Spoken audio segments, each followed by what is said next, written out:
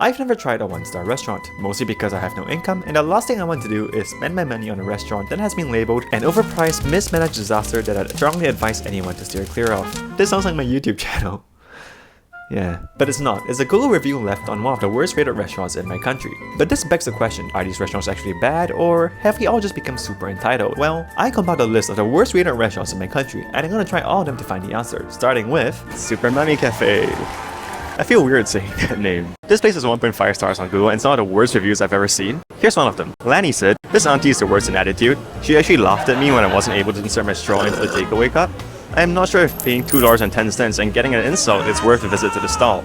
Please tell her directly when you guys visit her next time because I won't be visiting her again." As someone with social anxiety, this is literally my worst nightmare. And have you guys seen the picture Lanny uploaded? The stall owner is like literally staring directly at them.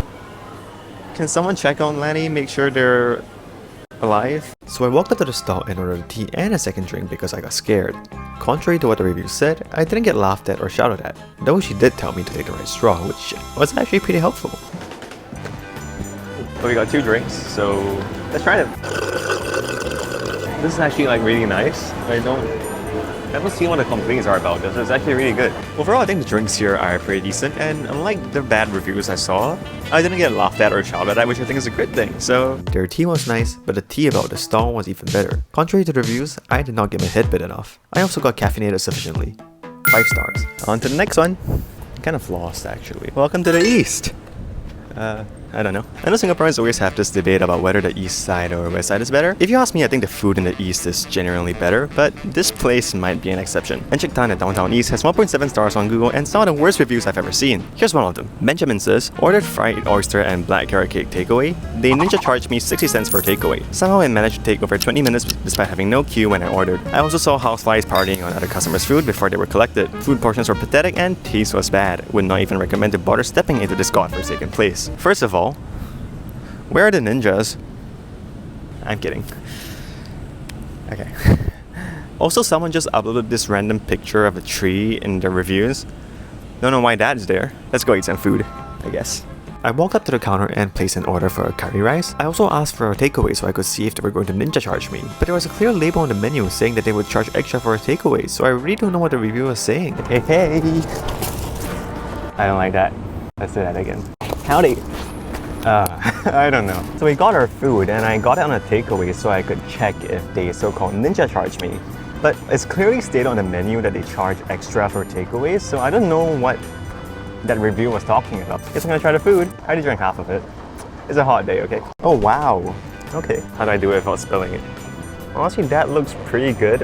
And guys, let me tell you, the food was good. Like really good. So honestly, despite the really bad reviews, I actually really like eating here. The food is great, the staff are nice, what's not to like? Honestly, it's in a really nice place too. Like there's a water park.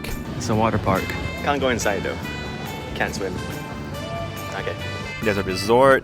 Their curry rice was nice. The staff were nice too, though it didn't seem like they were trying to curry favor with me. Unlike another review I read, there were no ninjas here. 5 stars. On a serious note, I see a lot of people complaining about the prices here, but honestly, I paid $6 for my meal, which I think it's pretty reasonable. And I do get what people mean, like it's a lot more expensive compared to a hawker center, for example, but I think we should at least appreciate that they are these businesses continuing continuing the legacy of our hawker foods.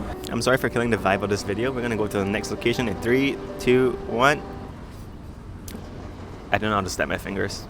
The next location we're going to is all the way in Woodlands, which to me seems to be a cursed place because immediately after arriving, I ended up getting lost. So I'm gonna try and rent this bike because it's way too hot to keep walking. It costs 50 cents an hour. Take that, Mr. Beast.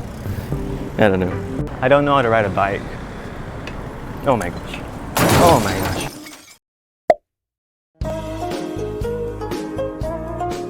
What do you think about the worst rated restaurant in Singapore?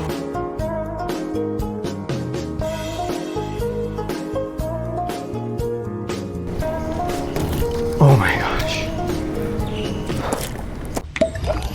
That walk was way too tiring. So at this point the restaurant's only like 5 minutes away, but the reviews there are mildly concerning. For example, look at this one. Wee Liang Ru said, "I found used plaster in my grilled fish set which I ordered with grad. ...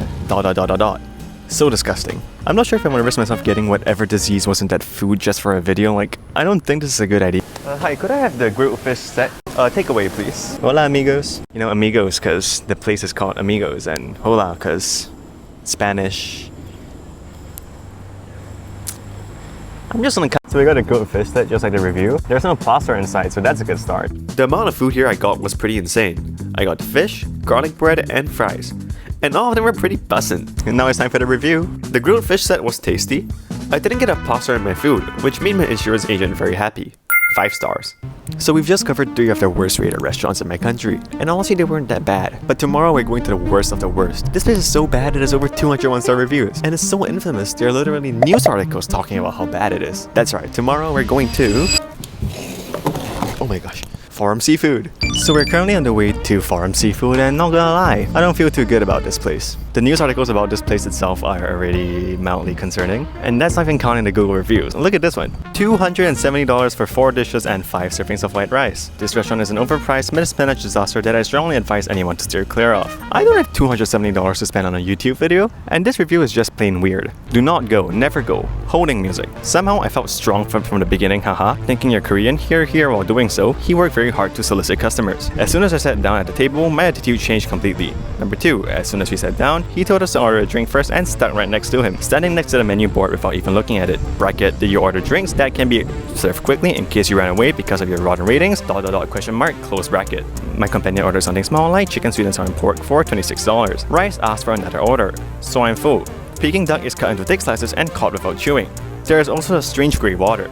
Black water from Peking duck, question mark. The taste of sweet and sour chicken was not bad, but the amount of snot level.